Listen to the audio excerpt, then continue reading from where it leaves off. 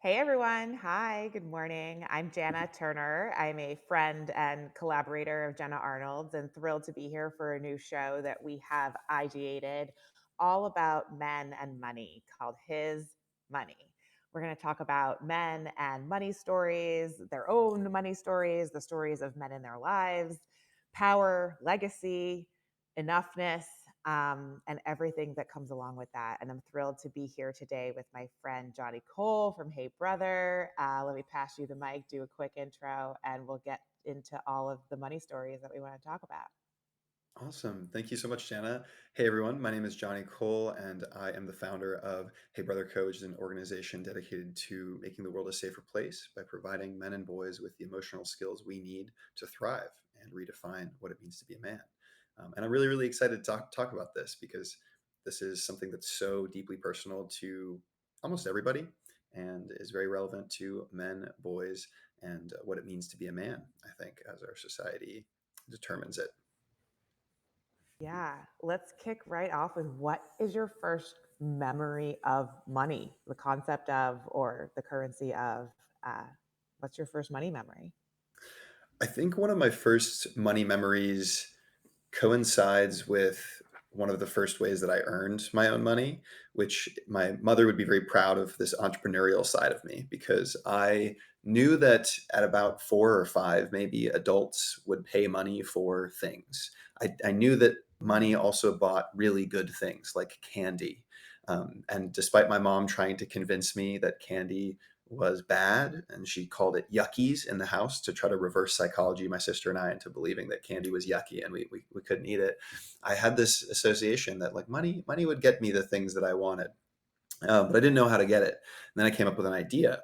I saw that every so often the postman would deliver like newspapers and phone books to around the neighborhood and put them on the doorstep, but only some houses got them. And my 4 or 5 year old brain put that together that it must be special in some way. And so I came up with an entrepreneurial endeavor, which is really a con artist scheme where I went to some of the houses around my neighborhood and I picked up the phone books and I carried them under my arms. And then I went to different houses that didn't have the phone books and I knocked on the doors of my neighbors and I said, "Would you like to buy a phone book?" And a few of the neighbors would open the door and they laughed a little bit. One of them even gave me, $4 or $5, which so I got some earnings from this. And I carried, the few phone books I had left to a final neighbor who ended up threatening to call the cops on me because I was a very big kid. I was 5 years old, but I looked like I was about 7 or 8, and so they were going to report my little startup business, and that was one of my first money memories. Oh my gosh, there's so much in that. What a great story. There's so many things to double click on there. I also, candy, I mean, for kids, right? We were just talking this weekend. My son is 11, and one of my grown up friends was asking him, like, what do the kids like trade at school now? Like, what's the thing? You trading cards, you trading, like, we were talking about pogs and other things that we used to like have when we were little. And for my son, it's snacks. They trade snacks. It's Flamin' Hot Cheetos or Yeah, the other things. And I love that your mom called them the yuckies. Those are also, part of these is it yucky to want the good things, right? There's right. so much wrapped up in all of this. It's also worth saying how tall are you now? Because you are very tall.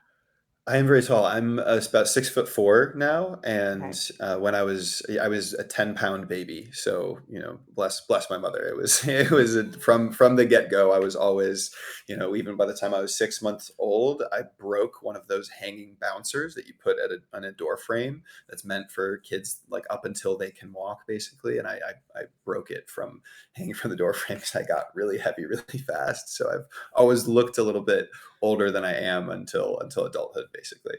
Yeah.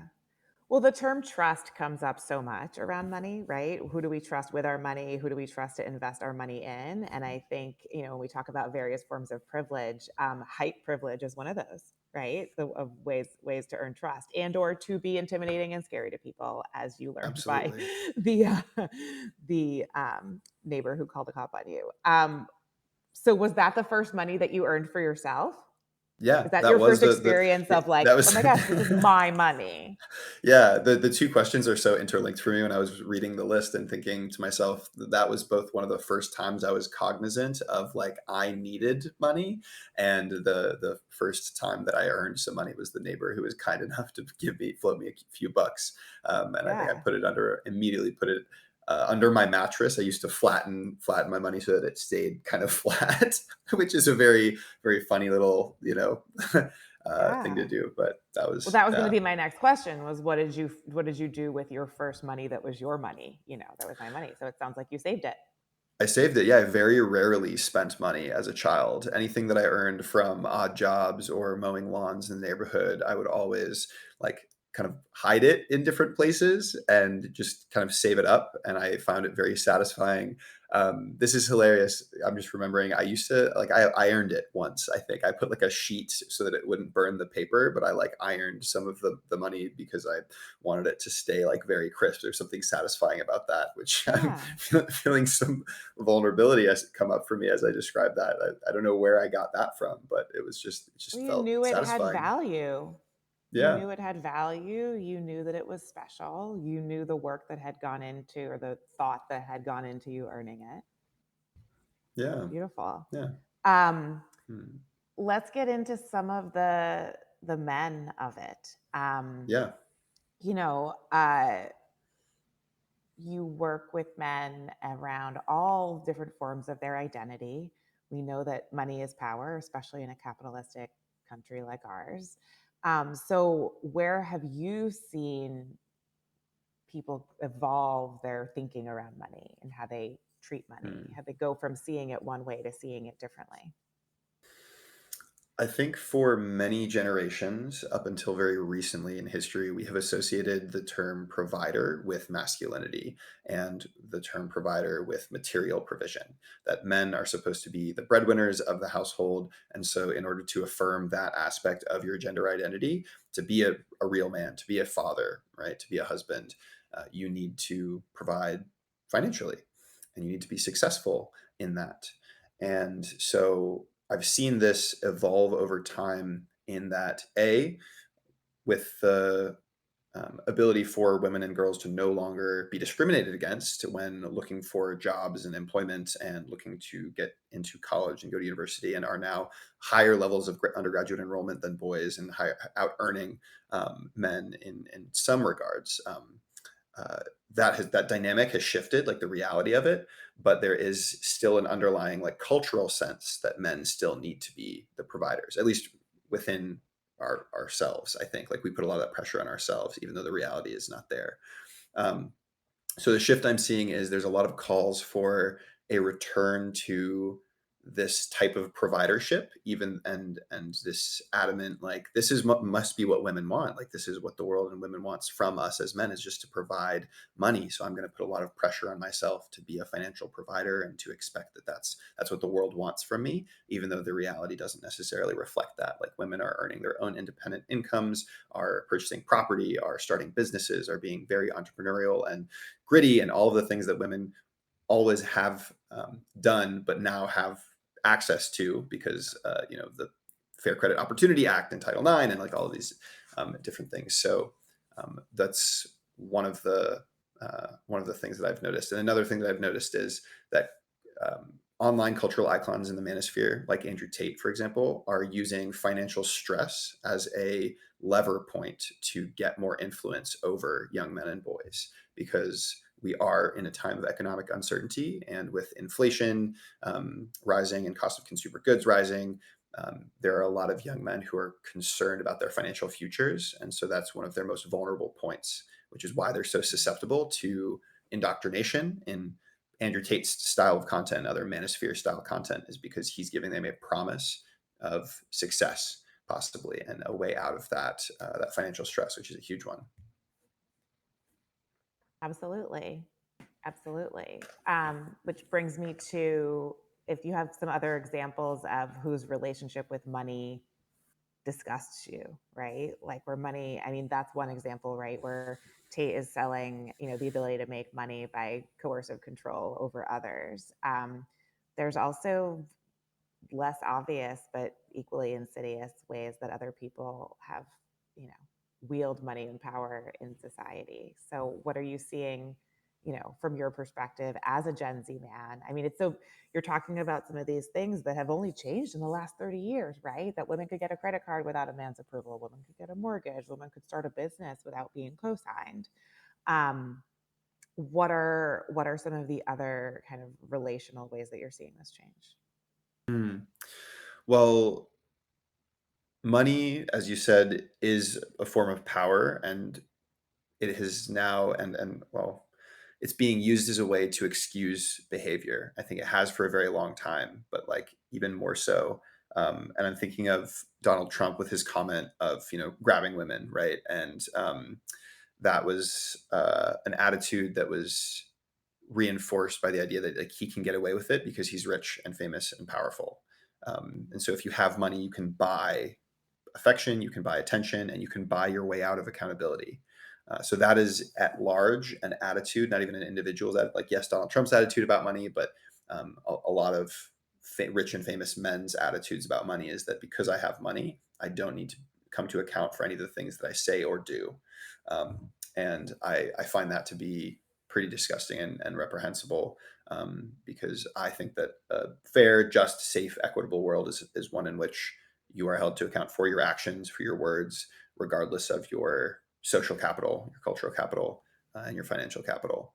Um, and I think that there are also some folks with celebrity status who I think show off extravagant wealth through material possession and are not reflective on the fact that a lot of children look up to them and are now measuring, um, their own kids are saying like, well, I need to wear a certain brand of belt, or I need to have certain types of clothes. I need to have certain like symbols and logos attached to my personhood in order to feel worthwhile. I think that that's a pretty problematic relationship. Anyone who's like actively, doing that, but definitely more on the the power to avoid accountability side.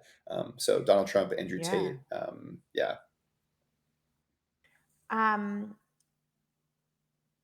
how do you have experiences where like having money and having nice things, like how does it make you feel? Right? Like I think one of the things that all of us are trying to do as we're building bridges between people that may have different perspectives is to find the humanity in all of us, right? And I think that like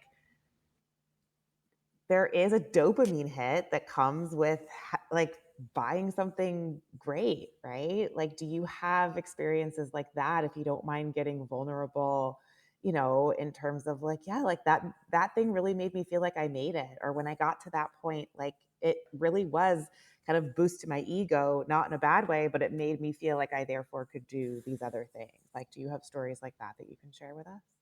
Yeah, absolutely. So I grew up in a household where there was domestic violence, including financial and coercive control. So we, at the outside of like the family structure, was that my dad was the provider in quotes, but he didn't earn a lot of money, right? Like when I applied for college, in my FAFSA financial aid application, we had as a family of four, $18,000 a year of annual income. So I grew up on a free and reduced lunch program in high school. I like always had hand me down clothes.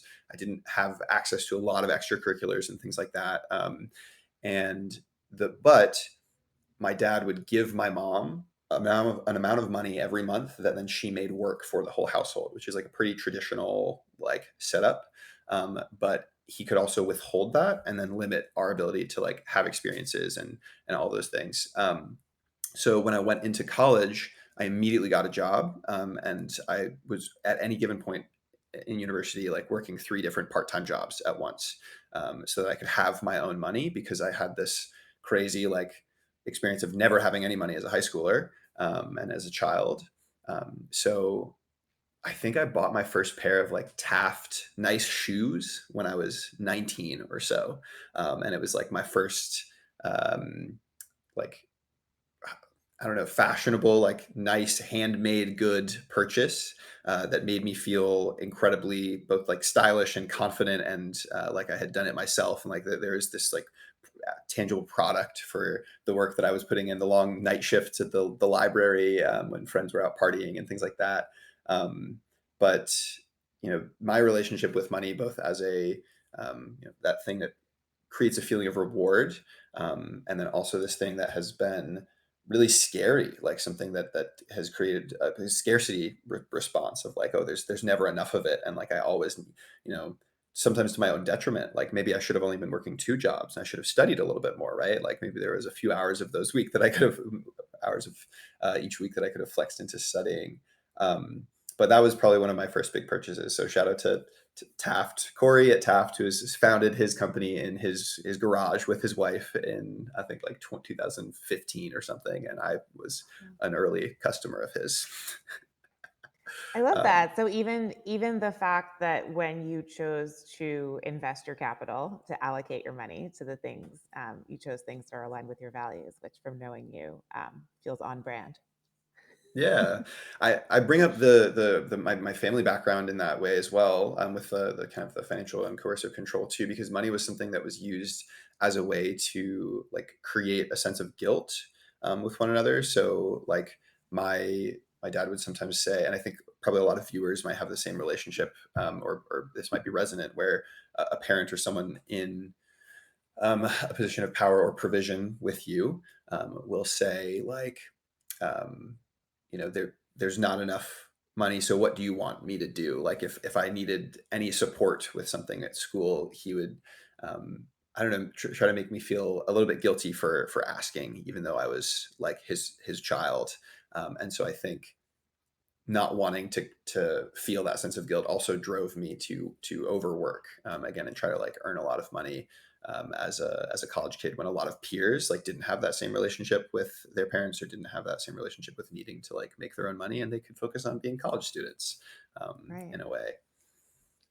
Right. This idea of being shamed or made to feel bad for having needs. Right. I mean, Yeah, that is the when we talk about ways that money can hold power, there's what it is, and then there's how it's communicated by those who, as you said, are provisioning it. yeah. Thank you so I much for saw sharing. something. Of course, yeah. I just saw something in the chat. Someone saying, "Do you see a distinction between providing and giving?" And I think that's a really, really wonderful question. Yeah. Do you have any thoughts on that? You start. I said, well, I think, yeah, I think that providing is something that to me feels like either responsibility or obligation sometimes, and giving is something that is done freely and willingly with intention. And I think both are very necessary parts of a healthy family, a healthy society, a healthy community, is a balance between what needs to be provided and also what should be given freely. Yeah. Yeah, I mean, I have lots that I could say. I think this goes back to how providers, how if part of their identity is that they are a provider, right? Then how they would behave versus someone who is providing opportunities for people to do things that they can opt into or not, right? I Hmm. think that's one of the things that comes up for me, as well as giving. Giving feels more like giving with abandon, giving with abundance. Yeah. And yeah, I mean, I have, I think I'm looking also. Sorry, I haven't seen more things from the chat here. This promises versus practices, role modeling, fascination with promise. Sam, do you want to clarify that question? I feel like there's something good in there, but I'm not sure I fully understand it. Is this one of those things where we can bring Sam up to ask?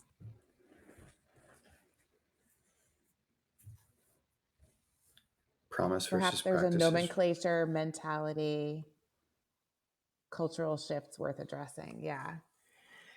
Yeah. In regards to Johnny's comment, do we talk about promise, like promising to or the promise of something? Oh, promises made on Andrew Tate. Oh, yes, yeah, the promise versus a practice, role modeling, and Trump. Yeah, the allure or the promise that you will find success, you will find material wealth, is a lever point. I think I mentioned for men like Andrew Tate, men like Trump, other figureheads that are really Mhm. trying to tap into the economic instability that young men are facing. Versus, I don't think those men practice giving or generosity or kindness or empathy or many of the qualities that everybody in this Twitch stream and everybody on this call would agree does make a successful man. Um, and the things that they put on their websites um, are very like extravagant showcases of James Bond style success, right? Like there are visual depictions of boats and expensive suits and cigars and women on the boats. And yeah, it's this promise of a type of lifestyle that 99.9% of the consumers of his content will never actually achieve, but it's what keeps them hooked and engaged and is not encouraging them to practice financial responsibility, to practice, yeah, generosity, giving, abundance, any of those things. This is a great segue into the therefore what of that, right? Because, as Sam said here, they promise and they do deliver, in terms of, you might get this thing, you might get that thing. What does it do to them emotionally and relationally within their communities? What are you seeing happen to men today who've been given these messages? Well, Vice has a really interesting article that they found. I believe it was a young man in Egypt who escaped the Andrew Tate. Like he was initially sucked in and was going to the war room and taking the drop shipping and the e-commerce courses, and he was a part of Andrew Tate's community. And then he realized that it was very harmful and left. And so he kind of did a tell all on what those experiences were like. Mm. And for some of the participants in the courses on again these skills like e-commerce, like dropshipping, like building successful online personas and brands or affiliate marketing, like these are practical skills that there are many people teaching about, not just Andrew Tate. So he has coursework on those, and there is some value in the course content that I'm sure he has, and also his persona and the other stuff that's layered within the content is extremely misogynistic, is extremely harmful, also creates a ton of binaries where like if you don't succeed you are a loser, so there's some fear around that. But Mm, I think what keeps interesting. a lot of like young men hooked in that is that there are some who do make money from it, and who do need to be making money because they're in a financially precarious position. And the other element that keeps a lot of guys hooked is there is a sense of solidarity and community with the hustle culture that he's promoting. Like we're all in this together. We're all hustling and grinding, which is what you need to do, especially if you're a young man. Lock in. You have the energy. You'll be able to enjoy the rewards later when you're in your 30s, when you're in your 40s. Women will want you, so just don't worry. Don't distract yourselves with things like girls or whatever now, right? So there's a lot of like this sense of solidarity, I think, in the grind and in the culture. Um, yeah, That also brings up for me that a feeling of scarcity of time, right? Which is in some ways a marketing tactic, right? Like you must do this now, like you must buy this now, right? But also this idea of that, you have energy now, you know, you're a sprightly young thing now, like do this now and burn yourself out. That's heartbreaking because young people should be playing and finding joy and creativity and purpose. And yeah, unfortunately, some of them are finding community and belonging in these places, which is what we all need. We're all looking for that. we are. Ooh. We are. Um, what do you think is more important to men than money? Respect and connection are more important than money. They think money is the way to get respect and connection. Mm. I will say we think that there are certain ways to get the things that we want most, which are respect and connection, right? So if you think about the image of a patriarchally successful man is a man who is maybe desired and by women, respected by other men, is able to afford whatever lifestyle that he wants. Because he can afford the lifestyle that he wants, people respect him more for that. He can choose from any number of connections because he is desired by women, and I'm using cis heteronormative language here, and that is all of the imagery on Andrew Tate's websites. And again, this playboy billionaire image of being, kickboxing shirtless and then on a boat or a yacht, and there's a lot of models around him or whatever, right? Like that's what he's promising is like, look, you should respect me. Um, but I think that at our core, outside of all cultural and social pressures and patriarchal value system, men and boys are human beings that want to feel connected to other human beings. We want a sense of purpose, and we want to find belonging in whatever communities that we are a part of, whether it's our family of origin or a school community or a workplace. And that is a very difficult thing when the input is not going to create the output that you want, because there are a lot of very rich, successful, powerful men that are completely disconnected. I have never ever in my life heard a very grateful child say, like, I'm so glad that my dad was working 100-hour weeks because I got to ski from a very young age, and that's so cool. Like, there are some people who mention that stuff anecdotally, but the stories that tug at our heartstrings are always the ones where it's like, I know my dad was working so hard, but he read to us every night. He made it home, even if he was like on a call, he would just prioritize that. So it's presence, right? But I think that in and of itself belies the complexity of money, because money sometimes can free up your time to create presence, right? And so it's not just a binary cut and dry, like, hey, don't focus too much on money and try to focus as much on being as present as possible with the ones you love, because they're sometimes you have to work to create the bandwidth to be present. And I'm feeling that contradiction in my own life in my mid to late 20s as well. Like it's really difficult to balance and measure. But I think that it's very harmful to just, again, say like, abandon your 20s or your 30s. Like, it'll all be worth it for this long game, because between point A and Z there's a ton of other letters and milestones and moments where you should be happy, healthy, and have some form of connection. Yeah.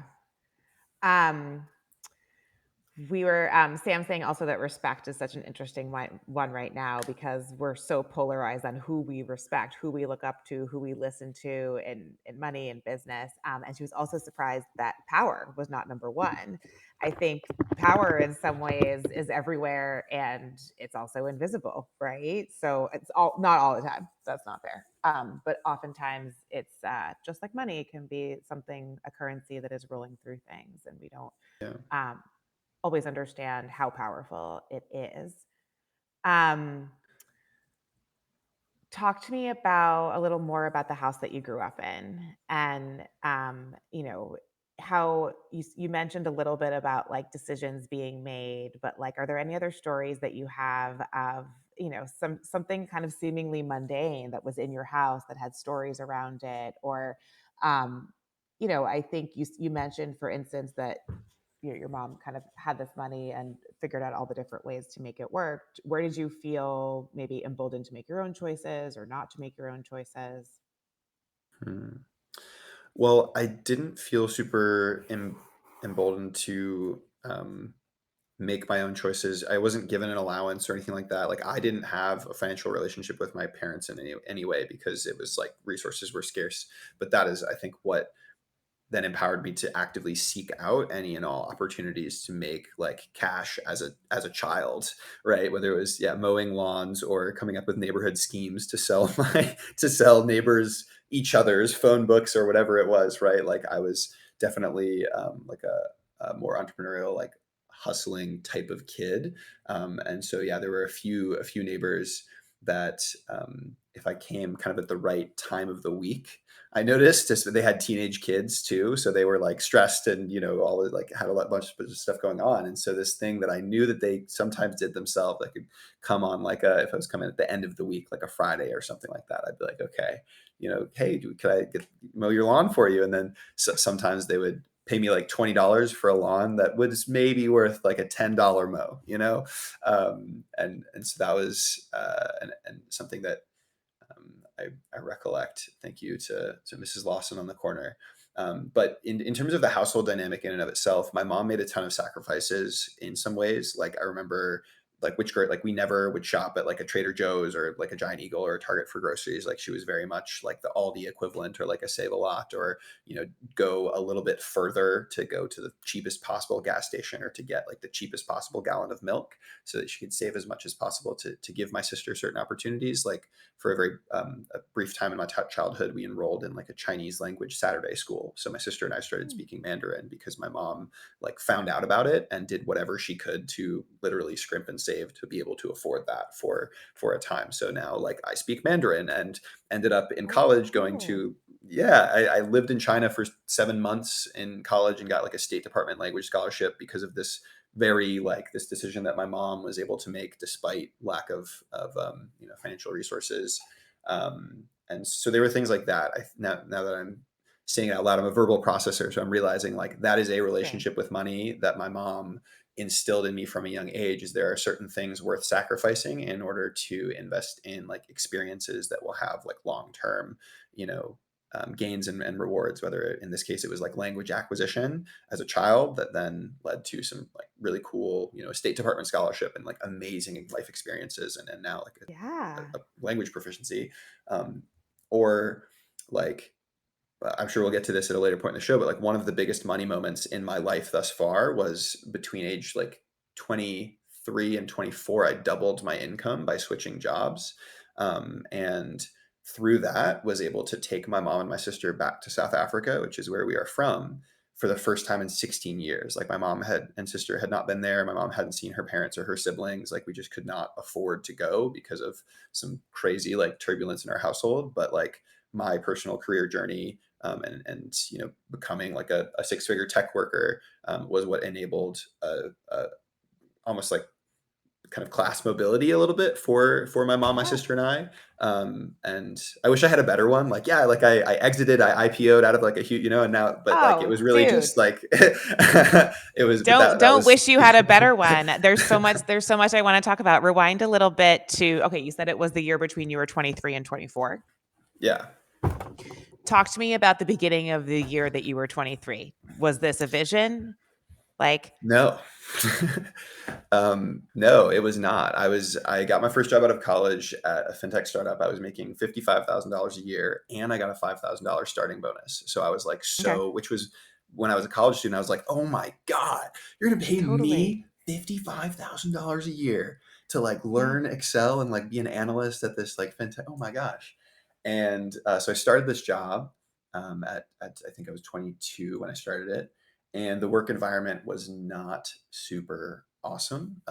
And I was like white male employee number 7 of 7 other white males who, I was the only one that like did not like to golf or drink beer. And there's pretty cultural distinctions. Um, and so I unfortunately thought that your first job out of college is like what the working world is. I was like, oh my gosh, I guess I'm like, this is where I'm at. Um, but I think there's some post on LinkedIn that started talking about like some other roles in the tech world, and so I started to like I think Google a little bit and use LinkedIn to see based on the responsibilities of what I was doing in my job. It turns out that there are other roles out there that have the exact same like day to day everything that I'm learning and everything that I'm doing, with a different title and a lot more money. um, and so I kind of got out of my funk after like 18 months of working and at this job that was paying me, more money than I'd ever seen. Like I bought my first car. I did a bunch of these milestones, What kind of car did you but buy? a 2020 Toyota RAV4. Nice. Rosie the RAV4 is what my car is named. And I was the only person the car salesman had ever had ask him to put the seats down in the back so I could lie down in the car and see if I fit. I love that.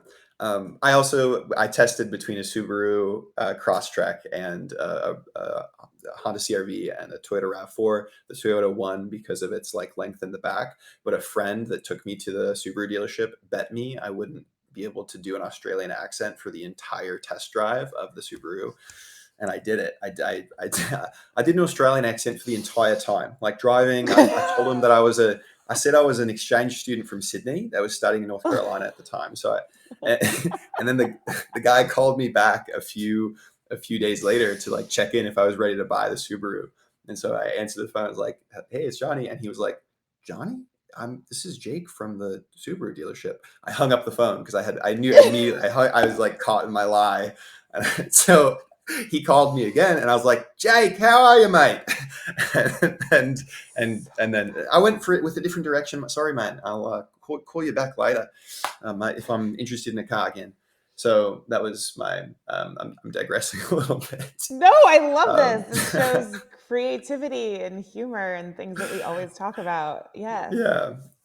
But to get back, so I started applying for jobs using these my some advice on TikTok about like how to interview well and different things, resume revision, and Mm, I ended up getting four different like tech job offers that I leveraged against one another in a very like respectful and candid way. Just like, hey, I have certain decisions to make. Like, is there any way we can get like here on salary? Or I noticed that there's like an equity package here, and so I ended up choosing the highest salary figure versus other companies that like had maybe more equity in the package, because at the time I was really really stressed about like my mom and my sister's financial situation, and so I thought that like more money now would be better for me, and so I ended up doubling my income from 55 to 110 like base salary, which was insane.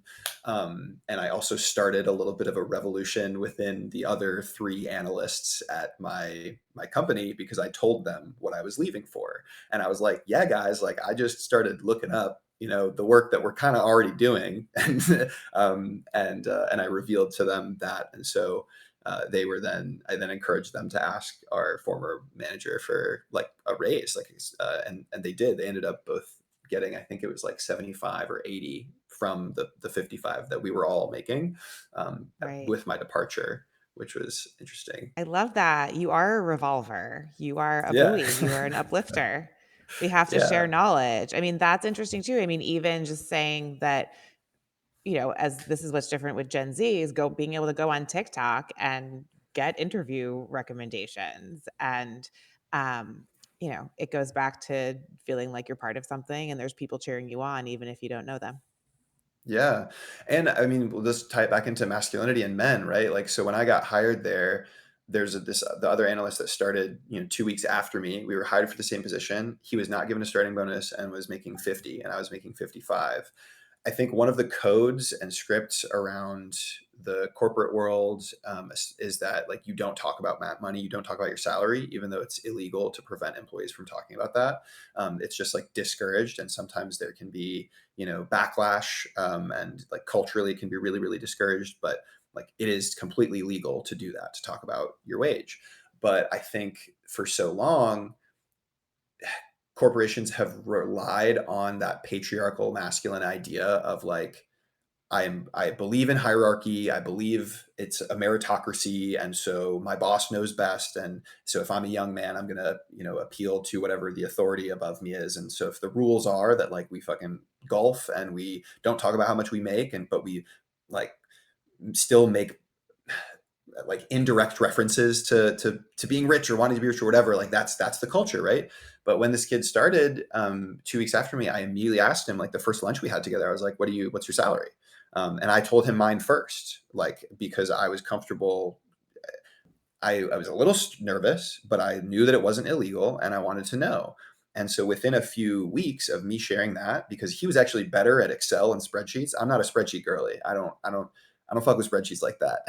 I'm very good at other things, but he was really good at that. So we were doing the same function. He was making $5,000 less and didn't get a starting bonus. So we like chatted it up, and he ended up getting the courage to ask our manager for a compensation adjustment, which is different than a raise for anyone that is ever like thinking about interviewing or talking about salary adjustments.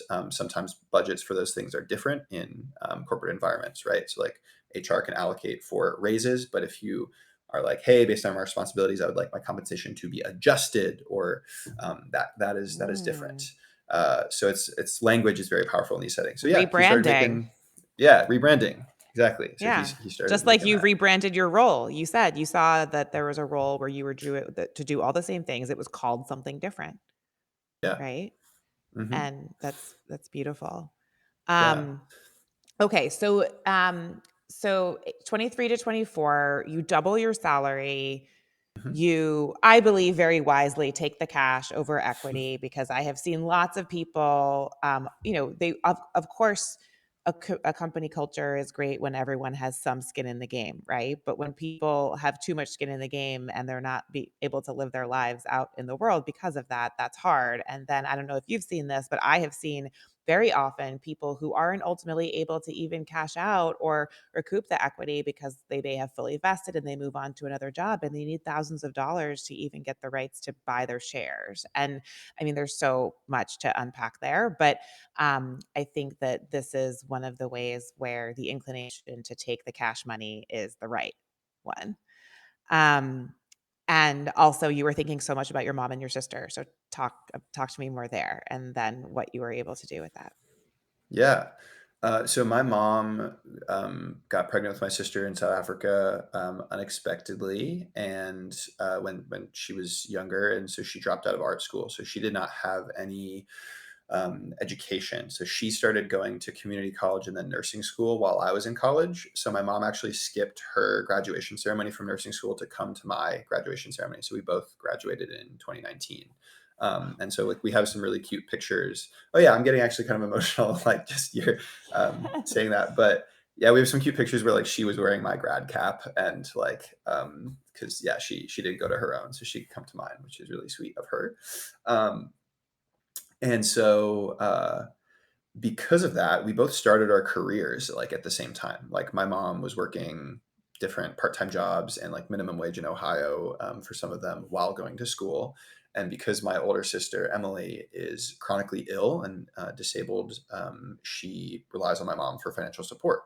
So that was always a part of my decisions in like following college is like I need to make money. Like the work that I want to be doing is very service oriented. I was working at a domestic violence center. I received a full-time job offer for $18 an hour from the domestic violence center. But my mom and my aunt, as South African women tend to be, were very like blunt and were like, you need to get a real fucking job. And I was like, whoa. They use those exact words. And there's a lot to unpack in that in and of itself. But like this financial stress was very present because you know, I wanted to make sure that if anything like happened to my mom, that like I had enough money coming in to yeah help support my sister, but also like their living situation and their monthly budget and the house that they live in Ohio is needs a lot of work, a lot of repairs. It was never maintained during the course of my childhood by my dad. So my mom is both like working to you know to save up and to support herself and my sister, and then also like make these big repairs on this house, like new boiler, new like rebuild the foundation, new windows, like not cheap The really things. sexy stuff, the sexy They're stuff. really Yeah. sexy, new plumbing. These, and so that was why I wanted to have as much money as possible instead of like this promise of potential future like equity. Because when you're talking about like a woman in her 50s that just starts bedside nursing, an incredibly physically laborious career, I'm not into like waiting for 5 more years. I wanted to get her to South Africa now and like get her to have some good, that's my A to Z, right? Like if you hustle and grind like the entire time and you're never enjoying yourself and you're never investing in your own health or whatever, like there's a lot of steps in between you need to do. So that's kind of been my mindset there. Incredible. Tell me I more see about the something in trip the to South Africa. Oh yeah, there's oh probably good things you would bring us say. back to provider versus giver for a hot second. Given all the ways you talk about your mom, who did you think of as the provider in your household as a Mhm. kid? I was brainwashed by patriarchy to think that my dad was the provider as a kid. I thought that because he went out to work, like he was the one that was providing for the household, and then he would often say that. My mom homeschooled us until we were 12, because my dad got a he got given 6 months to live because he got a terminal cancer. And so that's when my mom started going to um, community college and stuff like that. So that's when we went to public school. But up until I was 12, my mom made all of these decisions for my sister and I's education. Like she was responsible for all of the domestic labor, all of the care work, mowing the lawn, like literally everything in the household, except for bringing in the money. But that anyone who has a brain in their head knows that like my mom was doing everything, right? so much more. And but yeah, as a child, I thought of my dad as the one who works, and I totally undervalued. Like I love spending time with my mom, and I benefited so tremendously from being homeschooled and being like tight with my mom and my sister. But I did not realize that that is so much more work than whatever it is that my dad was doing to make 18 grand a year or whatever. And so it isn't until young adulthood that I have flipped that and been like, oh, like my mom has been providing for me for my entire life, right? Like whether it's decisions to put me in certain extracurriculars, like shit, my mom signed me up for a storytelling camp one time when I was like 11, and I was such a little baby about it. I complained, I didn't want to go, but I learned how to tell stories. And a couple weeks ago, gave a 10-minute presentation and story at a conference, right? That was like very well received. And a bunch of people came up to me afterwards and said I'm an amazing orator and storyteller and all of that. And I told them, I was like, yeah, well, my mom sent me to a storytelling camp when I was 11. So like my mom has been providing for me for my entire life. Totally. I see all of these as investments. I'm so grateful to your mother for investing in your storytelling prowess because all of us get to benefit from it. And I'm still thinking about this learning Mandarin thing. Like, how could she have possibly known the how wide that would take you, right? And Yeah. what an investment that would become in your multidimensional leadership. That's My mom is a really incredible woman. incredible. Yeah. Um, yeah, and thinking about homeschooling. I mean, talk to me about also about your friendships growing up. Like, where did you like? How did your friends talk about money? And I imagine your social circle expanded a lot once you started going to public school. But, are there any stories there to share? Um, Hmm. I think that I had some friendships in the neighborhood. There weren't as many boys in the neighborhoods. There's like one or two, but because there were more girls in the neighborhood, like my sister had a few more friends like on the block than I did.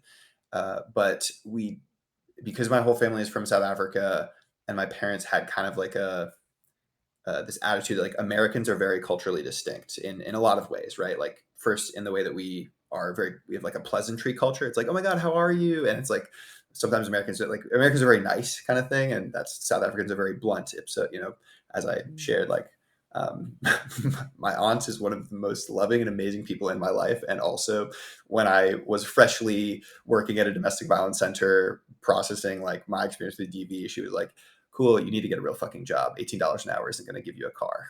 So like that's, South African versus American culture. So since I grew up in that where it's like, here are Americans and here's us, even though I'm the only person in my family to be born here. So I'm American. Um, I approached these friendships with a little bit of that attitude that like, oh well, this is an American family, and I noticed some different money habits as well. Like some of the friends in the neighborhood went to like a private Catholic school, or they like had multiple cars, or it seemed like like they shopped at different grocery stores, and the kids knew brand names. Like I did not grow up knowing like the significance of having like Nike or Adidas shoes versus whatever. Like it was a very rude awakening for me going to public school at age 12 and realizing like, oh my god, like there's all of this cultural knowledge that I don't have, and like the significance of behind like branding and symbolism. um, and I think there's even maybe some wounds there for me, and why I am so resistant to ever want to have like, I don't know, nice brand stuff now, is because I'm like, I don't think it's important. um, but yeah, the I don't think that any of my friends growing up thought about money in the same, like none of them tried to steal phone books off of the neighbors' porches. None of them mowed lawns as much as me. None of them, um, a lot of the friends that I had who had like enough financially, or like were like middle class, didn't seem to have any cognizance about money as children that I did. have you ever felt that feeling of enough, of sufficiency? Um, I think I'm feeling it right now. On paper, I don't have like enough, and I am in the process of going through a career transition where I'm going to make one of those like investments in myself, and like there's not going to be stability, but it's like growth mode. Like I think I can do it. But I still feel a sense of enoughness because of what I've been able to do in the past few years. Some of the most significant like financial investments. So like in 2023, I brought my mom and my sister to South Africa for their first time in 16 years, which was like an amazing emotional family reunion. It was like a huge vacation. Like I've been able to travel internationally through college, study abroad, and a bunch of other things, but like my sister had not been out of the country since she was a child. And My mom had not swam in the ocean in a very long time, and like yeah, seeing her brother and sister, and so it's memories and experiences like that. Also, the food is a lot better and of better quality in South Africa than it is here. So there's other things that like relate to health and wellness, but like that was just such a huge thing that came from my decision to stay in like a tech like private sector career. And then I did it again this February. Like I like got all like the entire family. Like I got all the plane tickets. I like you know got all like financed the vacation, which made me feel so proud of myself. And it also made me feel really like there's this like a little bit of anger that came out, I think, too, based on the masculine providership thing, where it made me angry at my dad and angry at like all of the men in my family who have never done anything like that for us. And there's a bit of like youngest son, little brother indignation that came out of like, damn it, like why is like I had to check that part of myself that was a little patriarchal of like Yeah. I'm the first like I'm the fucking real man of this family, and I had to like like hey chill out because Yeah. obviously there's so many other and there's like yeah so that was significant. But one other significant financial investment that I made in the past 2 years is I started going to like therapy weekly while I was on a high deductible health insurance plan. And so I like had to spend $3,000 on therapy in order to like start getting it for free. But Mhm. I decided on a therapist that specialized in people who experience childhood domestic violence. And I also started going to like ketamine therapy, which was not covered by insurance in any practice. So I like invested in my own health and mental health in order to recover from like symptoms of PTSD that were holding me back in my professional life and in my personal relationships, so that like now I feel really, really good and very confident and like very well. So those are some significant investments I've made in the past couple of years. Each Right. individual one of those is so beautiful on its own. Um, oh, can we talk about that? The decision to invest in you. You mentioned earlier prioritize nowness. Right. So you're leaping to the next thing. You are doing that from a much fuller tank, right? Yes. Um, and I guess, that's also, you've spoken really beautifully about time as an asset class in terms of presence too. So talk to us about some of the intentions that you're setting and how you're thinking about this next phase of you. Well, I didn't say the words time as asset class. That's you being incredibly eloquent and pivoting and being a good interviewer and like making me sound smarter. So thank you.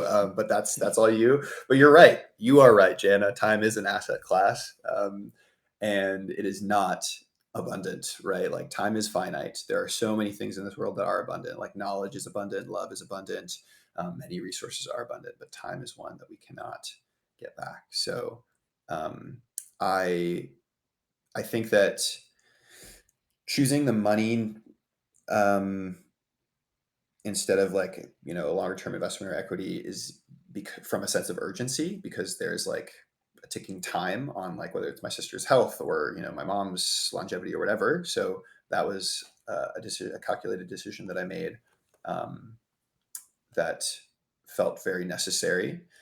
And then a decision like, do I ignore a lot of my issues and travel a ton, or like I don't know, go to the bars a lot or have more of a social life like a lot of my peers at 25 or then 26 are doing? Or do I go to therapy and like cry a lot and like go every week and bring up a bunch of stuff that I actually would prefer not to talk about?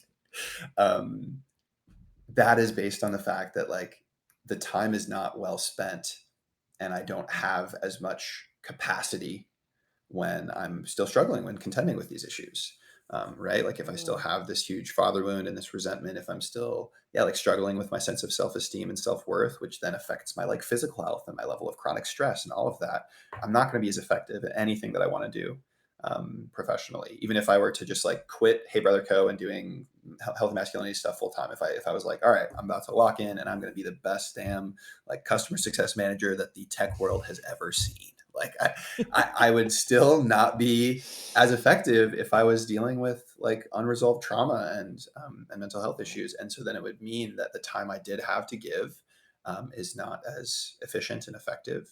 And it's annoying to talk about things in terms of efficiency sometimes because I'm a man, and so there's like, that's, we're primed for the biohacking, like we want to talk about, but like it's true. It's just true that the presence that I now have to give and like the hour of my time now is so wildly different as to what it would be like a few years ago because of my decision to say like, nope, I want to heal, or I want to like have this thing. Yeah. I think these should be required. I think these should be required processes for all managers to go through because, yeah, you could still do your job, but there's a lot of harm that people cause other people in the workplace and they don't even realize it because of their own unprocessed traumas and other things. So that's where my man's going. Yeah.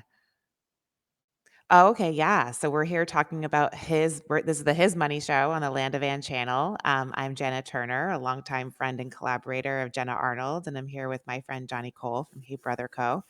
We're talking about men and money and legacy and power and how we come to know and believe and feel and behave all around money. Um, there's so many great things in the chat here that I feel like I Yeah. need to uplift too, and uh, Jenna says, is the father wound connected to money myths? I think, you've spoken really beautifully about your paradigm shift when it comes to what it means to be a provider and how money works. How do you think about first this term father wound, and then second, how do you think about that in terms of men's money myths Yeah. in your masculinity work? I think that most of society has some form of father wound. Father wound means to me that there has been an unmet need of connection and love with a father figure. And it is a ubiquitous thing in our society across the world, but it is something that women often get blamed for. And we have a gendered association with it, with the term daddy issues. Like father wound is another way of saying daddy issues. But daddy issues are something that, yeah, is given this gendered connotation. Like promiscuous women have daddy issues. Stay away from them is maybe like a vibe that's around society. But Alana Glazer has it. I'm going to interrupt you because Alana Glazer has a hilarious stand-up thing about this, Jay, if you can find it for this or a future episode about, that would daddy be, issues. That's hot. yeah, I love that. Yeah, it would be amazing if we could put that up. Yeah, daddy issues. I mean, no one suffers from daddy issues more than men, though, and like the data shows that, right? Like boys who don't have a father figure in their household or in their community are much more likely to be expelled from school, or to be susceptible. Black boys to be susceptible to the school to prison pipeline. Like the presence of a father figure. It doesn't have to be your biological father, but a father figure or a role model in your community or your household will really help you with emotional regulation. Like there is something to this gender solidarity attitude that like if I'm a little boy and I see an older man that I have some sort of relationship with who is like respectful and kind and regulates his emotions, I am much more likely to adopt those characteristics. And so when I don't have that, if I have a dad that is overworking and is not very present in my life, if I have a dad that is abusive, if I have no dad, if I have um, like no male coaches that have ever been like, I believe in you, and they've only ever said like, make your hit next time you fucking, like whatever, then I'm likely not going to grow up to be a healthy young man that has the ability to regulate his emotions and be kind and be present and all that stuff. So that's what the fatherhood and daddy issues mean to me. And I think that we have a culture that is so fixated on data issues. We dedicate billions of dollars towards creating media that like talk about this. I think the entire Marvel movie franchise all center around the father wound, right? Like who is Thanos? Tony Stark, Peter Parker, Star Lord or whatever from every Marvel person is just like, no, my Uncle Ben, no, my dad is dead, no, like, and so now I need to be the rich Playboy billionaire. Like Oh, let's throw that up there. If the Should clip we is, throw this clip in? let's throw this clip in.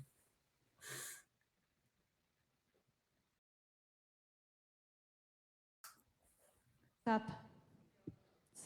It's kind of hot. But yeah, that is the hot take Because that what I want everyone happens to go when away dads fuck from, up? You or go get away with, daddy is that the Marvel issues. franchise is Ooh, that. Yeah. daddy issues. Ooh. What do Um, you do to solve daddy issues? I think You Jay's fuck a pulling bunch up the of clip, horny older men. Yeah. What's the issue? and then we'll talk a little more about role models. Sounds like a fun after summer. this. Yeah. You know, like, And while we're waiting for the clip to come their up, branding is so on point. I mean, one of Daddy the issues. most, Oh, I think, daddy prolific issues. financial Yes. literacy texts out there is called Rich Dad Those are Poor Dad, keywords in a that a porn lot of search. people Oh recommend. yeah. We don't even by have a Robert phrase for it. Kiyosaki Issues and with your Sharon White. mother. That's a Yeah, diagnosis. I listened to the audiobook of Rich Dad Poor Dad a couple years ago. Yeah, I think it can also explain to a lot of people. It can decomplicate money in a lot of ways. I Okay, so think it's the playing clip in the is stream, so we playing. can't see it.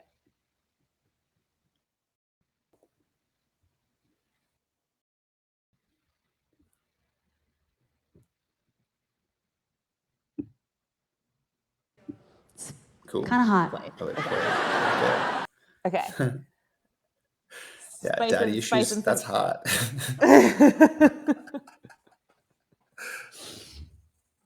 Like it's yeah. Um yeah, we need more female comics for so many reasons. You grew up in matriarchal environments to some extent, as you have said, Yeah. and that a lot of the like the kids in the neighborhood, you said there were just like more girls around, right? Um, Talk to us again about the concept of role models, right? A little bit, you did already, but who have been some of yours either in your real life or, you as Gen Z, you grew up, you're a digital native, you grew up with the internet, right? So talk to us about, and maybe those have evolved over time. Like I used to think this person was God, and then I realized no. Yeah. Excellent question. I grew up, my dad was one of my main role models, regrettably, because he was one of the only older men. I mean, he was really the only older man that I had in my life for a very long time. So, because he represented a lot of traditionally masculine or patriarchally masculine qualities, and he was my father, so there's like that biological hardwire connection of wanting his love and approval and all of that. Yeah, I looked up to him in a huge way. But my dad was a former special forces veteran for the apartheid government in South Africa who had seen some pretty like visceral, gory combat military service and had killed people. And so I actually don't know what we're allowed to say on stream, so I'm sorry if killed people is wrong, but I think we can so say he anything. was like someone who's proficient in violence, and in a patriarchal culture, that is one of the things that we like. All the other stuff is a proxy for that, right? Like if you're an American football quarterback or whatever, like if you can play football, it's a proxy for like, are you tough enough? Can you do violence, right? Like, or there's a rise in like MMA and jujitsu and people like combat sports. It's a proxy for like, could you be tough enough to do violence, right? And because not everyone is going to become a soldier, but as Bell Hooks would say, like a patriarchal culture is hell bent on conditioning boys to become recruits into soldierhood in some form or fashion. So, because my dad was an actual soldier, I didn't have to really worry about like, am I going to be the football star? Because like those proxies were not important to someone who had actually lived in soldierhood. Um, so I say it was regrettable for him to be my role model because that means that my worldview was really shaped upon this like idea that I needed to toughen up and like not be as emotional, and that because I was very naturally like am still a very sensitive person, and that was not good as a little boy, and got me, yeah. So I learned pretty early on to try my best to stop crying and like subdue any lumps in my throats because my dad would make fun of me if I cried. And so that was not good role modeling. So I then became a product of of what we see, like pretty numb as a high schooler. And then I got into some like physical altercations in college because I tried to intervene in situations where I thought that drunken young men were being mean to one another, and I didn't like to see violence. So I would try to like get in the middle of things, and that was not good. Um, so other role models, though, obviously my mom, a huge role model for me, but I think that we should have role models that are not just related to us. Janna, you are a newer role model for me in my life. We haven't known each other for long enough, but you are a newer role model in my life because I think I you're really, appreciate really that. incredible. And so the qualities that I look for in role models: effective communicators, bridge builders, people that have really great relationships, whether it's in their professional space or in their communities, um, and those who are compelling storytellers, overall like intelligence. Um, Another role model of mine would be Ashanti Branch, who is the founder of the Ever Forward Club and the subject of the documentary released in 2015 called The Mask You Live In. He does work with boys and men to take off the mask of masculinity. And he works in Oakland, California. And I actually met him last year. So I've had a pretty sick, like, year of meeting people that I used to find so aspirational and like, but and have been my heroes for a while. But in the past 6 months, I've met Ashati Branch, Ted Bunch, Liz Plank, and a lot of folks who I'm like, oh my God, these are just like really amazing folks that have established themselves in their careers with purpose, have great values, and it's not all about like financial success necessarily, but they have, I think, achieved that in their own ways and like found whatever enough and sufficiency means for them. Well, and the more we get together, the more we're ensuring that this work is understood and valued and therefore funded so that this work can take over the world.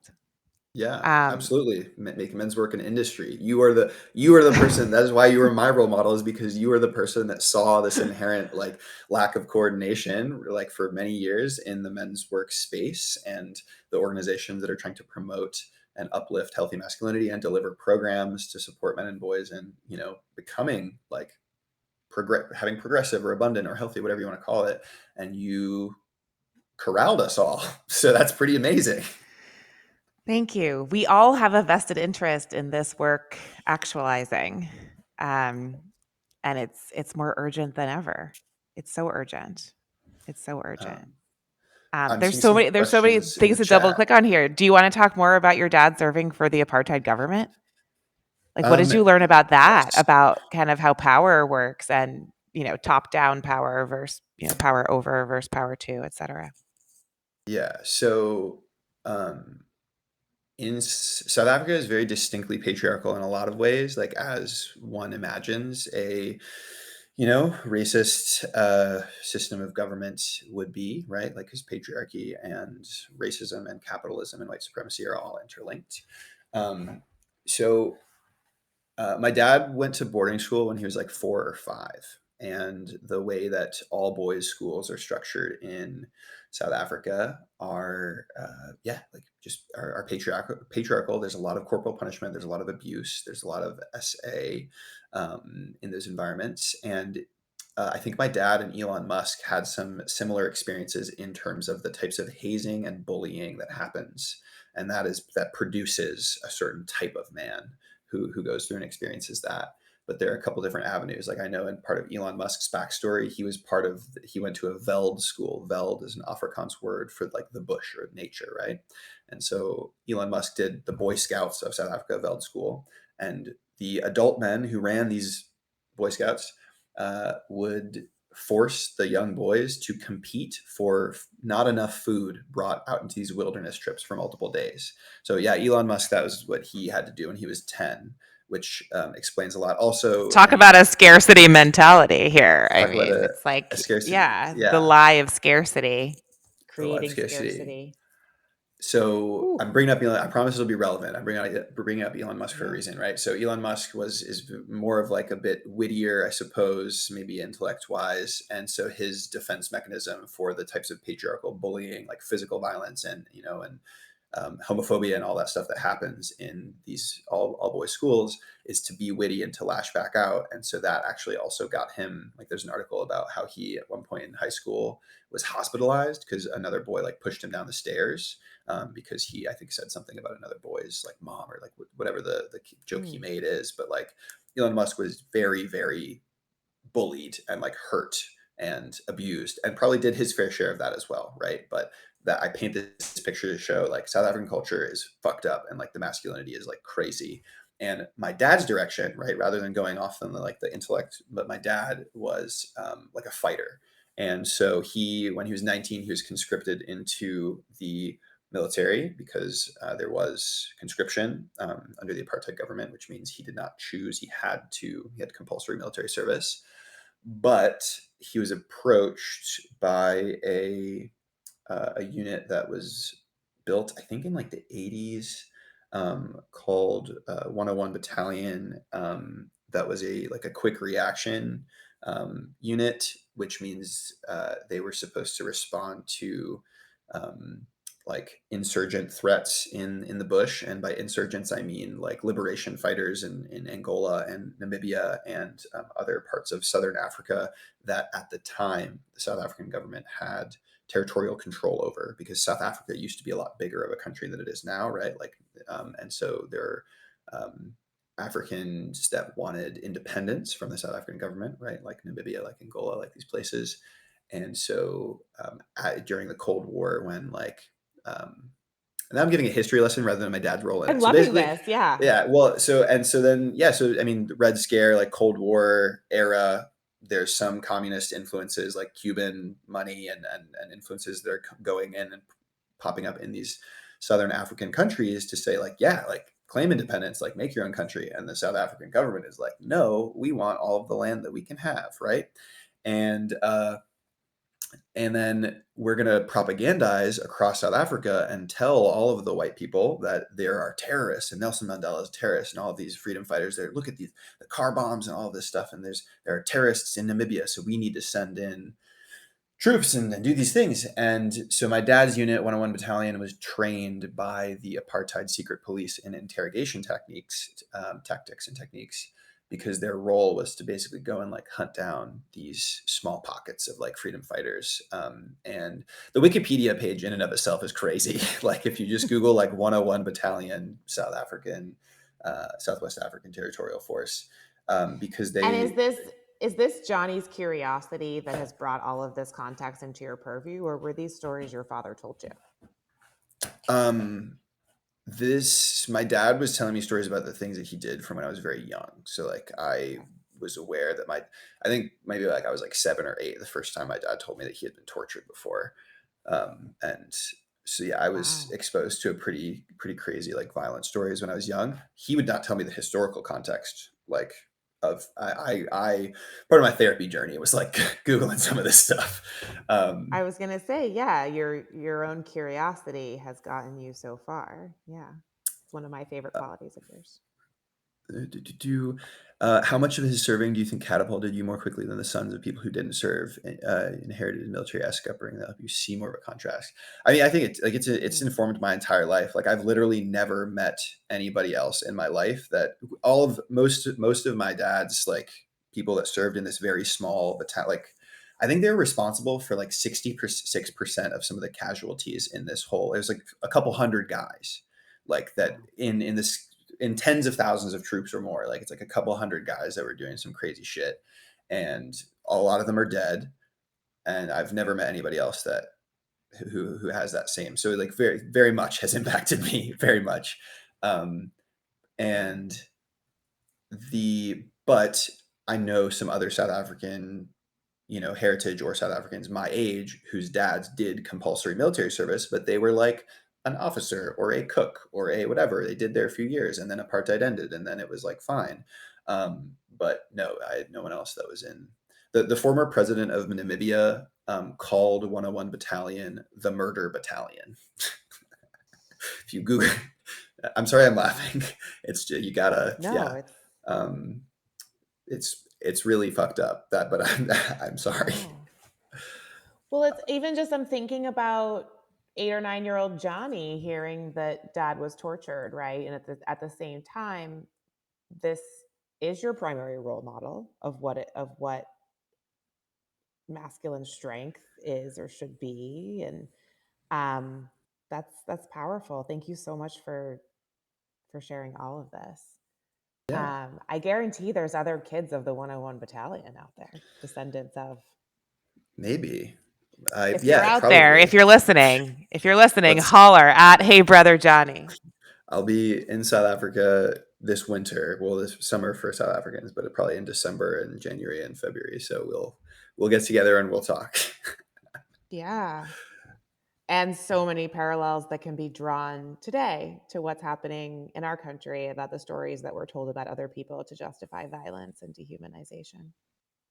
Yeah. Um, so I mean, to bring it back to money though, too, I think that the really intense military experiences and like wartime violence makes someone resent like standard culture and like standard Mm. metrics of success. So I think that was a huge part of why we didn't earn a ton of money, is because my dad was really like, he never wanted to have a boss because he didn't respect other men that had not served in the military, even Oh, men who like, I don't know, just had not seen that level of violence. And so his idea of having like a manager was like not appealing to him. And he, yeah, had like that's the way that hierarchy and authority and like respect and all of that. Like we have an honor culture as a patriarchal culture, right? So, if I don't deem you as worthy of respect, and you try to tell me what to do, then that is like an affront to my honor. And so then I need to do something to get even. And so I mean, he was that type of guy. Like you like look at him wrong or you say something in the wrong tone of voice to him, like, that's, you get corrected. So um, it's, that is, I think, one of the unfortunate reasons why like we were not as financially prosperous as many other South African immigrant families are. Like South Africans have a very good reputation, I think, in here like in New York City on Wall Street, and like as in doctors and lawyers, and like there's a lot of, I think, very successful South African immigrants. And that was not the case for us though, because my dad's not a doctor, but he was really had a lot of PTSD from the things he did and saw and experienced. yeah. Yeah, we are all compendiums of our experiences. And interesting, yeah, this kind of military or even some former athletes you see too is that pushes them into entrepreneurialism for better or for worse. Not wanting to have a boss, not wanting to report to, kind of wanting to stay wild, so to speak. Yeah. I would love to pivot just back to money because I feel guilty for taking up so much airtime with this like trauma No dump or guilt, no whatever. But shame, no guilt, no um, shame. speaking of money, like, and I brought up Elon Musk because it's very relevant that one of the measures in our society of success and manhood, right, is like money. Are you rich? Like, if you become a rich man, then you have access to power, you'll be respected. Um, this is so deeply tied into our gender identity as men that like we can't escape from it. Like that is it, just it's there. um Elon Musk is a good example though of like, you've arrived at some of those, you've checked the boxes, right? Like you are literally like one of the richest human beings on earth and like will be forever, and yet you are still so cripplingly insecure that you fuck around and have lots of different children with lots of different women, and you have these like weird, eugenics like ideas, and like this like sense of supremacy, and that you need to start hanging out with like Joe Rogan and doing jujitsu like Zuckerberg, Musk, Bezos. All of these dudes now hang out with Joe Rogan and do combat sports because even though they're the richest and most quote unquote powerful men in the world, a lot of them have origin stories of like a father wound and being bullied and belittled by other men and boys. So they need and crave validation. And so they are trying whatever other inputs of like masculinity that they can get, right? Because like still money is not enough. They still don't feel connected. They just still don't feel a sense of brotherhood or sense of kinship. And so they're like, maybe if I get really good at grappling, or maybe if I get a perm and I start wearing a chain, maybe if I look more traditionally masculine or whatever it is, like daddy will choose me, like please. And I So that's my I'm when I write a book, I will find a much more eloquent and analytical way to communicate that. But that is my like broad take on a lot of men who represent the most patriarchally like successful measures of masculinity, which speaks to how much of a pyramid scheme patriarchy is, because you can never be enough. You can never, ever, ever, ever, ever be enough if these are your goals. So yeah, When you think about, you've now made decisions in your life to have more money and or have more time, and both to do all these things. um, Often we think about like, how do you put your money to work for you, right? And I think, a lot of what we're trying to do in the Land of And his money and other spaces is move beyond these binaries, that your money is either going to go out there and make you more money via investments, or your money is going to go out there and make the world a better place through, philanthropic giving or other things like that. So I'd love to know how you are thinking about that, and then I have a follow-on question. I employ some of the youngest men that attend my men's groups and some of like the high school students that I mentor. I pay them hourly to sometimes create social media content. So that is a way that I like invest my money or my business money to, but I sit down and I pay them for the time to teach them how to use Canva and Instagram and like schedule posts and stuff like that. So that they both build a skill that they can use in future. And then now it becomes like, they make what I pay them like per post, like $15 for the Masculinity Monday posts on, I don't, like, it is something that I don't want to do myself. So I'm like, hey, how can I invest for something that's good, like teaching boys and young men skills, and also is like beneficial to the business and the brand. So that's one way that I like put my very limited money in my business to work for me. Another thing that I've done in my career is like since I started working at 22, I have done whatever I could to max out my Roth IRA every single year, just so that I have like some retirement savings. Because I know that if I were to go and try to purchase property, I could liquidate my Roth IRA penalty free for my first home purchase.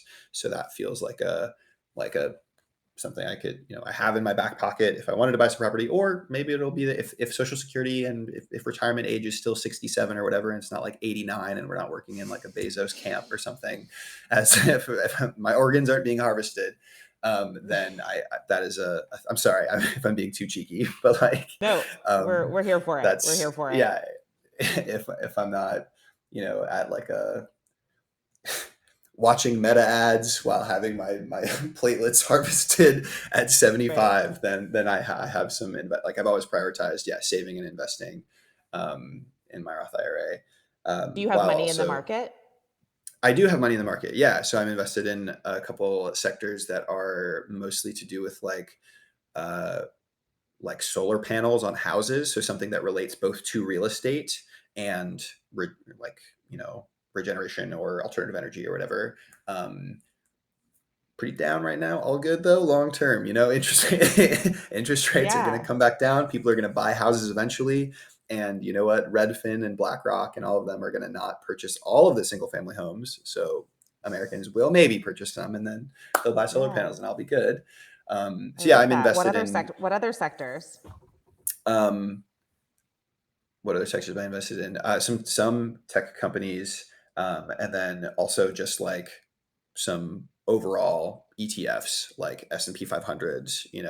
I went on a bit of a high horse when I was 23 and I had like very little money to invest, but I was like, I'm only going to invest in like completely ethical, like whatever, and then I didn't have the time bandwidth to follow through on my research. So this is me taking accountability of like, I just put stuff away in like a yeah, like just in the Progress market, like over the aggregate. perfection. Yeah. Exactly. Yeah. And then another way that I put my money to work for me is I am actually like a Patreon and Substack subscriber to like more people than I probably like quote unquote should be, but I really support a lot of um, people's writing and work and content, and like Instagram stuff that makes me think and is thought provoking. And so I tend to be like a paid subscriber to that stuff that then generates ideas for like the content that I put out into the world. Um, and then as far as other investments, I have like a teeny tiny little bit of crypto. Um, but nothing crazy to speak of. But it's really the habit, and I'm setting aside some cash right now. So not all of my Roth IRA has the money invested, which I know is like not a rich dad poor dad. I know a lot of people say like, hey, like it's not, if you're not putting it to work. But I do think that there is going to be some sort of correction or something happening that I would like to have some cash on hand in my accounts. And then I have a brokerage account as well. So I have money that is not tied to retirement. That I've been investing in some of those same stocks that I can liquidate if I need to. Um, who do you talk to about who to invest in? Do you have any I money was role going to say, models? besides me here, like who do you talk to about these Yeah. things in general? My mom, my mom, as a way out of her, like abusive marriage and financially coercive relationship, um, started listening to the My First Million podcast, and that got her thinking about real estate, and that got her thinking about what she would do when she started her career as a nurse. And so my mom is like one of the most incredible stories in my life of someone who created financial and like became financially literate when there was no background of that. And so she Meet Kevin is one of the YouTubers that she really loves and follows. So shout out to him. Yeah, my mom has invested a ton, and like again, like saved very judiciously over the course of her career. I don't want to put too much more of her information out there because it is like that's for her to share, and she hates social media and she hates being out there. So I want to respect her privacy. But like my mom is one of like my mom and I talk about very very openly about our finances because we do have a supportive relationship, and like we are a little family unit, and like I will be responsible for my sister when my mom passes. And so yeah, we just are very like candid about that. So my mom is one of my greatest financial role models. Other older people that I talk to, I have only recently in the past year of my life started to be very vocal about my own finances, because when I normally have role models like you, Janna, I get really intimidated and I want to seem like I have all my shit together because I technically like do have like a 6-figure tech job and I'm doing this like cool stuff.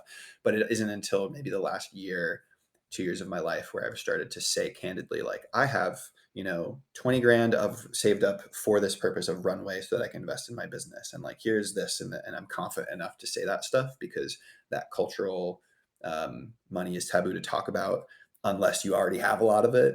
It does have its impact on me too. And I'm trying to like break away from that. So yeah, when I'm speaking to people that are very successful or have been founders or have done exits or whatever, who I see as role models, like historically I've been like, oh yeah, like that's cool. And I'll ask some questions, but I won't say like, here's where I'm at. Yeah. What would you do if you were me? And the last thing I will I yap about love on that. that, We all need to talk about. Oh, keep going. no, go ahead. No, please. Sorry. I'm just, Well, no, you had something else you were saying. You said the last thing I'm going to I, say. I want you to the, say the it. last thing I was the last thing I was going to say on that though is that was also a subject of like self-esteem and not having healed from my trauma, right? Like if I don't have high enough self-esteem and self-confidence, I'm not going to be vulnerable and tell my story. I have a very unique story that has impacted my financial well-being and the decisions I've made in my life. And if I'm not processing that and owning up to that and able to communicate that and talk about it, then I cannot receive good advice or feedback on like what I should be doing with my career or with my money. So that's why it's a more recent feature in my life, because at 27 now, I am like finally out of the woods of a lot of the stuff that I've been suffering from a very long time. Yeah, I mean, part of the whole reason that we started this show is because I came up in women's spaces and, women, it's like really not polite to talk about money. It's not polite to talk about money in politics, and there's so much stigma around those things. And, I would hear all these statistics like, there's going to be this $80 trillion transfer of wealth to women. And, 88% of women don't know what to do with the money once it hits their bank account. And I'm thinking to myself, first of all, these are unhealthy stories that we're perpetuating. And this is not a woman thing. This is a human thing. This is people living in capitalism. And, and so we all need to talk about money more. And I think that I would say probably in the last 5 to 10 years, there has been more talk amongst women around our money, right? And how, but if we're not going to talk about it, who is, essentially? Because men are not going to just like give us money and give us money advice. I love that you're talking about that with other people. And I think we absolutely need to talk about money with our role models and in every direction, right? role model and mentorship and inspiration goes in every direction. I'm a big fan of intergenerational rooms for that reason. Um, and yeah, I think we need to say our numbers more, right? Because everything is subjective. To say, oh, I put a little bit of money here, I put a little bit of money here. Like 100,000 is some people's little bit of money, whereas $10 is another people's little bit of money. So, yes, we all need to be talking about these things. Yeah. Meet Kevin is live. Are we going to raid him when we're done chatting? I mean, I'm new to Twitch culture. I love this idea. This is all an experiment. Like, yeah, let's do it. Yeah. I love that you brought up the example of like news articles that are saying women aren't going to know what to do with their money when the wealth transfer happens, because that's a very misogynistic attitude. Because again, if you think about like my household dynamic, well, some of the traditional, like when we think about men being providers, it is that like men earn money and then give it to the mother, or to their spouse, in order to distribute and decide what to do with, which includes like childcare and extracurricular activities and budgeting for groceries and like all of these like very essential like steps in being financially savvy and knowing how to budget. And it's like always been women who find ways to like get money together to chip in for something if something breaks down, or if someone's in need. Like if you look at especially where like community resource allocation goes, or like mutual aid, like it's generally going to be like femme people that are doing really good stuff. But it's men that have gotten a lot of attention for, again, these like superficial signifiers of wealth, like being on the golf course, fucking smoking cigars, like whatever, like these men's clubs are wearing nice suits or whatever. And the things women spend money on, like coffee, oh, that's gossipy, that's blah blah blah, that's superficial, let's make it like, we have these very misogynistic ways of like, looking at how women interact with money and looking at how men interact with money. I am not worried about women getting transfers of wealth and knowing what to do with it. I am not worried at all. And I think that that is a product of male fragility and insecurity. Another paradigm is that like when any time there is a historical movement calling for a return to some sort of tradition, or return to something, in this case right now we have a lot of men talking about wanting, you just don't find women like your grandmother. Like I want the relationship my grandmother and grandfather had. Like they were married 50 years. Dude, your grandmother could not apply for a job or a student loan or a line of credit, or and she was married at 16, and that's why divorce wasn't allowed 50 years ago. Right. Like, you know what I'm saying? Like 50 years ago, they were putting women who were going through menopause in mental institute. They were having them committed. 75 years ago, they would, even less, they were chopping parts of women's brains out and giving, and if they were, if the husband was Right. frustrated with it, right? Like Right. there's some Hysteria. crazy, yeah, hysteria, right? And there's Barbara Einrich and English, Deidre English, I think they're really amazing book. Oh, think of it. It's called Complaints and Disorders. It's one of the first like feminist manifestos about medical misogyny and like, the root of that word, hysteria and hysterical, crazy stuff. But yeah, I think that there's a lot of men that are saying we need to go back to how things were. Well, your grandfather was in a union and could afford a mistress and 3 other kids and college for everyone on a union salary. And right now, that doesn't exist anymore, brother. So I don't know what gold you think women are digging for, but it's not your gold, right? And you're not going to get that because so and I don't mean that to shame young men who are feeling economic stress, but like if you feel economically stressed, but you're also subscribing to this attitude that like, oh, well, relationships just aren't as good as they used to be. Like it was just good old, you know, my grandma and grandfather have been together 50 years. Like, why is divorce so high now? There's also, you're missing a ton of economic and historical context. Inflation has risen, wage inequality has risen, unions are no longer around. There's so much that you're missing, and it's resulting in a lot of men putting pressure on ourselves to be the sole provider. You want a traditional household, try earning one income of money and then providing for all of those things. It's really Right. hard. Yeah. So well said, Johnny. So well said. Is that our mic drop? That might I be mean, coming. we can, and this will be the first of many of these convos, I'm sure. Yes. Sam asked how to Um, invest in my next steps and how to do masculinity work at scale. What's the yes. goal in the future?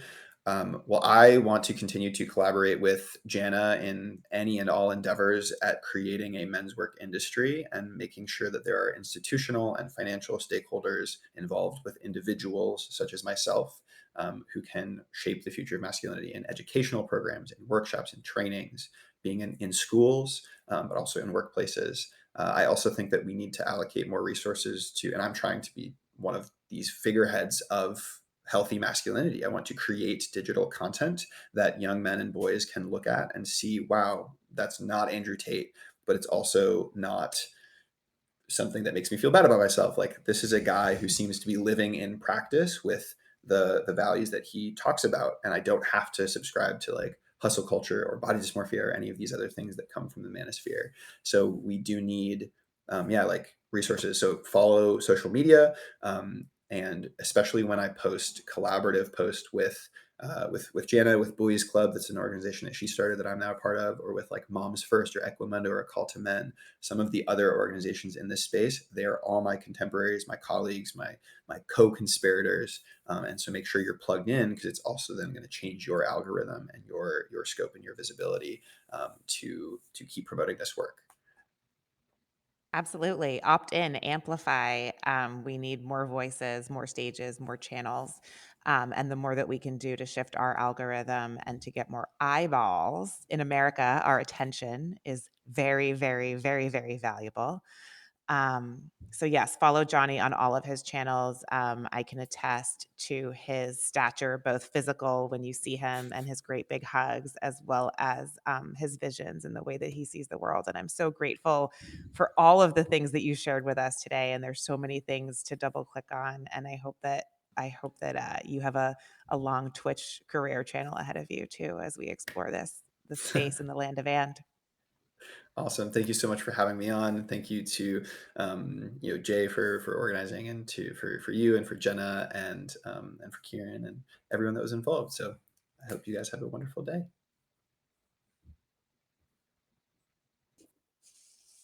To be continued. To be continued.